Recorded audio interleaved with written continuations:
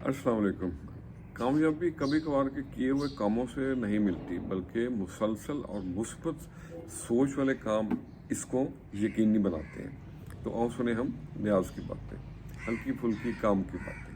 सच्ची लगन से की जो मेहनत कर्म की होगी तब बरसाते हैं। परेशान होने वालों को कभी न कभी सुकून मिल जाता है, लेकिन जो परेशान करते हैं वो भाई मेरे सारी उम्र सुकून के लिए भटकते रहते हैं। अपनी उम्र और अपने पैसे पे कभी इतबार ना करें, क्योंकि जो चीज़ भी गिनती में आ जाए ना वो ख़त्म हो जाती है।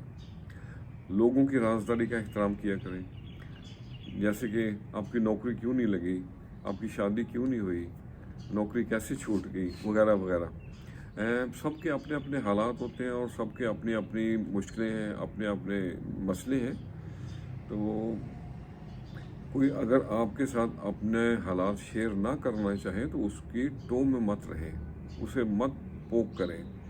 ए very simple way to help someone is कि कोई अब बंदा आपको परेशान लगता है तो उससे पूछें कि do you want to talk about it, do you want to share anything with मी।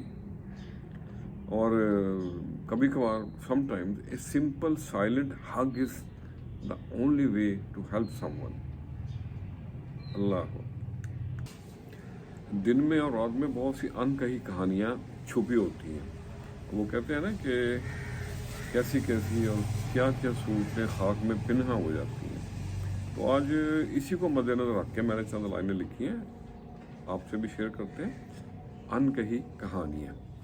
तो अर्ज़ किया है, सुबह में और रात में छुपी हैं कई कहानियाँ, याद है अब तलक शाम की वो लालियाँ। हुसीन थे जमील थे रौनक महफिलों की वो, भूल ना पाए कभी सूरतें थी प्यारियाँ। और अगला शेर है, चमन की बहार थे गुलों का वो निखार थे, होगी ये कब तमाम बुलबुल की आहोजारियाँ। ऐसे हुए रोपोश वो, ऐसे हुए रोपोश वो, ले गए खलूस साथ, बेहसी का दौर अब, बेहसी का दौर अब, मिट गई सब यारियाँ। सुबह में और रात में छुपी हैं कई कहानियाँ,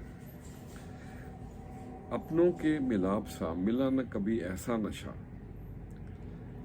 चेहरों चेहरों पे सुकून था और आंखों में खुमारियाँ। अगला शेर है, होगी कब मुखसिर अपनी ये शबे इंतज़ार, साथ है चांद का और बातें हैं तुम्हारियाँ।